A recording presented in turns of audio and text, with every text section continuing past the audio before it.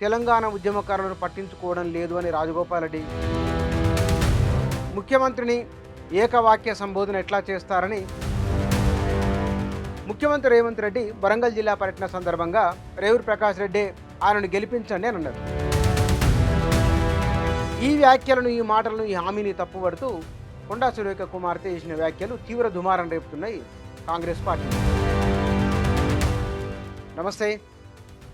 ఈ మధ్యకాలంలో కాంగ్రెస్ పార్టీ నాయకులు, ప్రధానంగా ఎమ్మెల్యేలు, సీనియర్ నాయకులు అక్కడక్కడ మాట్లాడుతున్న మాటలు ప్రజల్లో తీవ్ర చర్చనీయాంశం అవుతున్నాయి.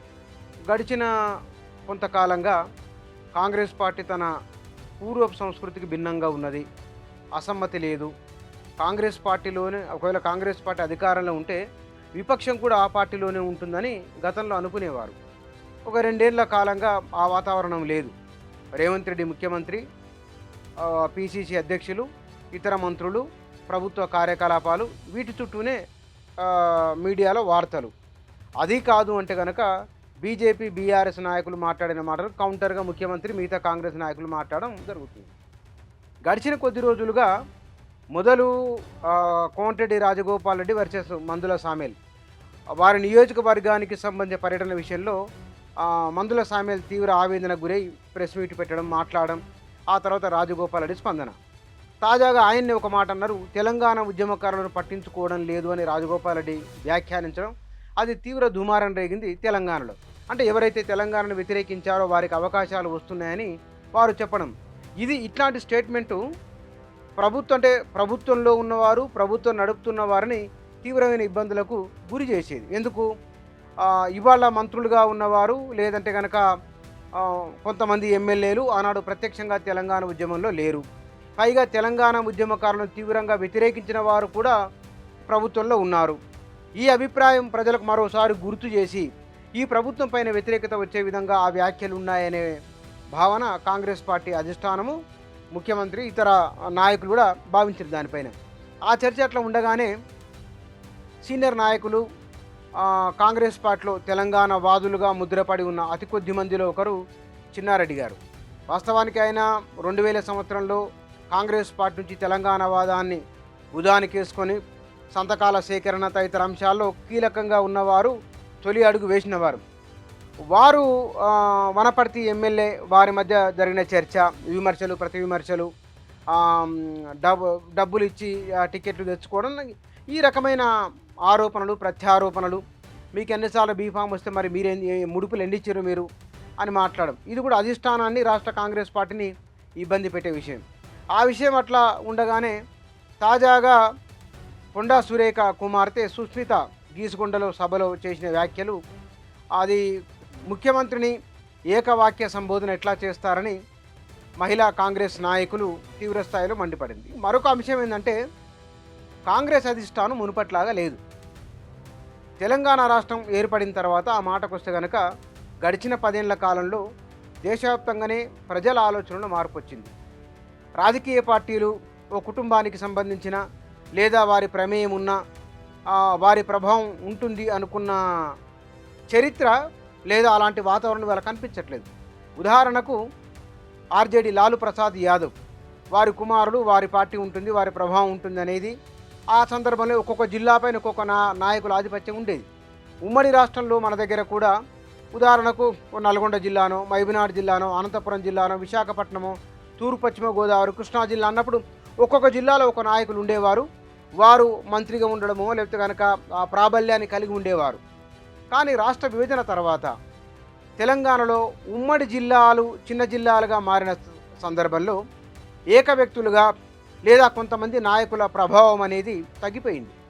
జిల్లాలు విడిపోయిన తర్వాత ఏ జిల్లాకు ఆ జిల్లా, అంటే కొంతమంది చేతిలో ఉండే అధికారం అది ఓ లెక్కన ఒక మాదిరిగా వికేంద్రీకరణ అయినట్లే. ఈ సందర్భంలో ఒక నియోజకవర్గం, ఆ నియోజకవర్గానికి సంబంధించిన రాజకీయాల వరకు నాయకత్వం పరిమితమై ఉన్నది. ఇక మిగతా జిల్లాలు, పక్క జిల్లాల వారిపైన ప్రభావితం చూపించే సూచన అవకాశాలు లేవది. ఇది ప్రత్యక్షంగా తెలంగాణ రాజకీయాల్లో వచ్చిన ఒకానొక మార్పు. సరే, అదొక అంశం అయితే కనుక ముఖ్యమంత్రి రేవంత్ రెడ్డి వరంగల్ జిల్లా పర్యటన సందర్భంగా ఆయన సమ్మక్క సారక్క అమ్మవారిని దర్శించుకోవడము, అనంతరం అంటే పరకాల నియోజకవర్గంలో వారు అక్కడ జరిగిన ఒక సభలో మాట్లాడుతూ వారన్నమాట, వచ్చే ఎన్నికల్లో కూడా రేవూరి ప్రకాష్ రెడ్డి అభ్యర్థి లేదా ఆయనను గెలిపించండి అని అన్నారు. ఆయనని గెలిపించంటే ఆయన్ని అభ్యర్థిగా ఉంటారని అర్థం. ఈ వ్యాఖ్యలను, ఈ మాటలను, ఈ హామీని తప్పుపడుతూ కొండా సురేఖ కుమార్తె చేసిన వ్యాఖ్యలు తీవ్ర దుమారం రేపుతున్నాయి కాంగ్రెస్ పార్టీలో. అధిష్టానం కూడా ఈ విషయంలో చాలా సీరియస్ అవుతున్నది. మహేష్ కుమార్ గౌడ్ దానిపైన మాట్లాడారు. పోచారం శ్రీనివాసరెడ్డి చేసిన వ్యాఖ్యలు అంటే ఆయన కూడా నర్మగర్భంగా మాట్లాడడం, కొంత వ్యంగ్యం జోడించి మాట్లాడిన మాటలు ఉన్నాయి. ఆయన మాట్లాడిన మాటల్లో తాను 3 రంగుల జెండా కప్పుకున్నానని అన్నారు. తాను కాంగ్రెస్ పార్టీలో వచ్చినప్పుడు ఇచ్చిన హామీ నెరవేరడం లేదు అని. దానిపైన కాంగ్రెస్ రాష్ట్ర కాంగ్రెస్ పార్టీ అధ్యక్షులు మహేష్ కుమార్ గౌడ్ మాట్లాడుతూ, కొత్త పాత నాయకుల మధ్య సమన్వయం కొంత ఇబ్బంది అయింది, అవిని సర్దుబాటు చేసుకుంటాం అనే ధోరణితో మాట్లాడు. కానీ ఇక్కడ మాట్లాడిన విషయము ముఖ్యమంత్రిని ప్రశ్నించడం అనేది. ఈ ప్రశ్న అధిష్టానం కూడా సీరియస్గానే ఉన్నారు. అధిష్టానం సీరియస్ అవుతున్నది కాబట్టి మీరు తగిన సమాధానం ఇవ్వాలని చెప్తే షోకాజ్ నోటీస్కు కొండా సురేఖ సమాధానం ఇవ్వడం అంటే మా కుమార్తె చేసిన వ్యాఖ్యలను తనకు ఆపాదించడం సరైంది కాదు అని వారు అనడం. ఇక్కడ గమనించవలసింది మునుపటి అధిష్టానం కాదు. కర్ణాటకలో సిద్ధరామయ్యను పక్కకు జరిపి డీకే శివకుమార్కు ముఖ్యమంత్రి పదవిని ఇవ్వడం అంత ఆషామాషిగా సులభమైన విషయం కాదు. అది సంప్రదాయ కాంగ్రెస్ నాయకులు, సీనియర్ మోస్ట్ కాంగ్రెస్ నాయకులలో లేదా ముఖ్యమంత్రులలో ఉన్నది సిద్ధరామయ్య. ఆ సీనియర్ పక్కకు జరిపి డీకే శివకుమార్కి ఇవ్వడం. ఈవెంతో మన రాష్ట్రంలో కూడా రేవంత్ రెడ్డి ముఖ్యమంత్రి అవ్వడానికి అవకాశం లేదు, సీనియర్లు తామంటే తామున్నామని ఒక డజన్ మంది వరకు పేర్లు వినబడినాయి అప్పట్లో. వారందరినీ కాదని రేవంత్ రెడ్డిని అధిష్టానం ముఖ్యమంత్రిగా చేయడం. ఇవన్నీ తమ నిర్ణయాలు స్థానిక పరిస్థితులకు అనుగుణంగా లేదా వాస్తవాల ఆధారంగా ఉండబోతున్నాయని, సంప్రదాయబద్ధంగా లేదా కులాల ఆధారంగా లేదా ప్రభావమైన వ్యక్తులు ఉన్నారు అనే దానిపైన ఆధారపడడానికి వీలు లేదు అనే ఒకానొక సంకేతాన్ని కాంగ్రెస్ అధిష్టానం ఇస్తూ వస్తున్నది. అన్నిటికంటే కూడా సరే, వివిధ రాష్ట్రాల్లో అది ఏ పార్టీ ఉన్నా రాజకీయంలో సహజంగానే బీజేపీలో ఒక నాయకుపైన ఒక నాయకుడు విమర్శలు చేసుకోవడం లేదా, టీఆర్ఎస్లో చేసుకోవడం లేదా, అన్ని పార్టీల్లో ఉన్నాయి.